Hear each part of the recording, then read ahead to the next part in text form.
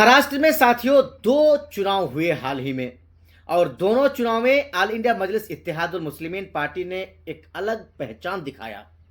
सबसे पहले 2025 के दिसंबर महीने में नगर परिषद का चुनाव हुआ। नगर परिषद के चुनाव में ऑल इंडिया मजलिस इत्तेहादुल मुस्लिमीन पार्टी को 83 सीटों पर धमाकेदार जीत हासिल हुई।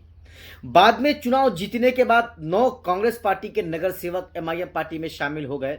उसको अगर आप ले लेंगे, अकाउंट कर लेंगे, जोड़ लेंगे तो एमआईएम पार्टी का जो नगर सेवकों की जो संख्या थी वो 83 से बढ़कर 92 तक पहुंच गया था जी।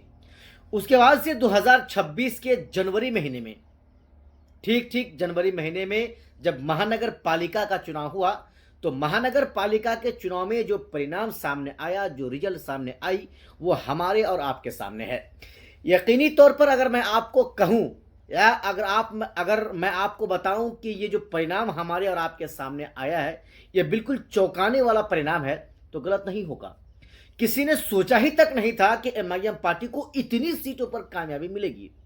किसी ने ये कल्पना तक नहीं किया था। लेकिन हुआ क्या, कहता है ना कि इंसान के चाहने और ना चाहने से कुछ नहीं होता है, होता तो वही है जो मंजूर खुदा होता है।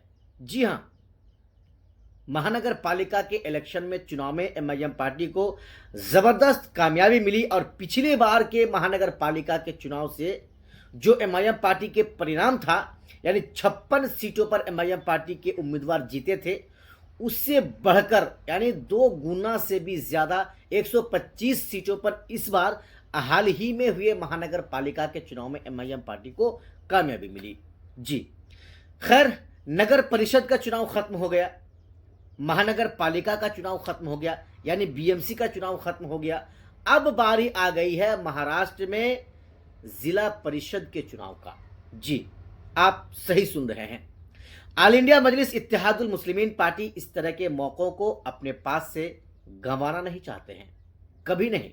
और पार्टियां गंवा दे और पार्टियां इस तरह के जो है चांसेस को हाथ में ले ना ले, ये अलग बात है।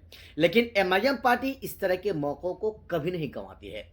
ऑल इंडिया मजलिस इत्तेहादुल मुस्लिमीन पार्टी की तरफ से फिर से हलचल को तेज कर दिया गया है। महाराष्ट्र में एमआईएम पार्टी के जो प्रदेश अध्यक्ष हैं इम्तियाज जलील साहब, उन्होंने अपने घर में फिर अपने उम्मीदवारों का जो इंटरव्यू का जो सिलसिला है, जो साक्षात्कार का जो सिलसिला है, वो शुरू कर दिया है।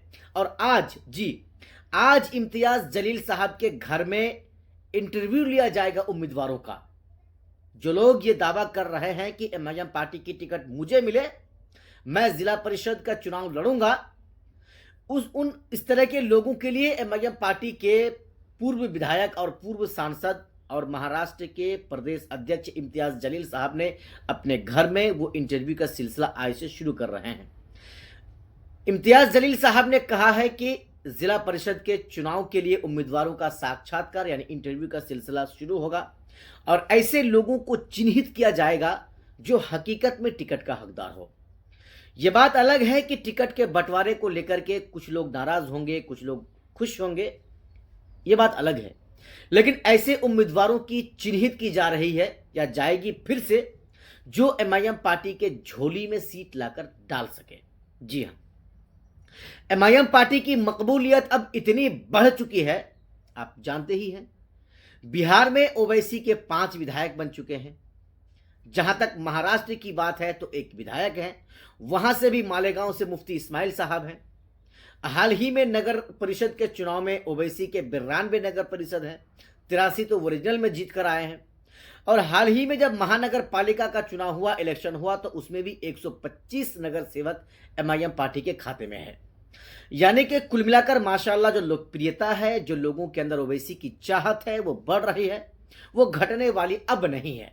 चूंकि हिंदुस्तान में असदुद्दीन ओवैसी एक ऐसी शख्सियत है जो मुसलमानों की रहबरी करना जानता है, मुसलमानों की आवाज को उठाना जानता है। चाहे कहीं भी मुसलमानों पर जुल्म हो, दलितों पर जुल्म हो, अति पिछड़े समाज के लोगों पर जुल्म हो, तो सबसे पहले अगर कोई बोलता है, किसी की जुबान खुलती है, तो उसका नाम ओवैसी है, ओवैसी की जुबान है।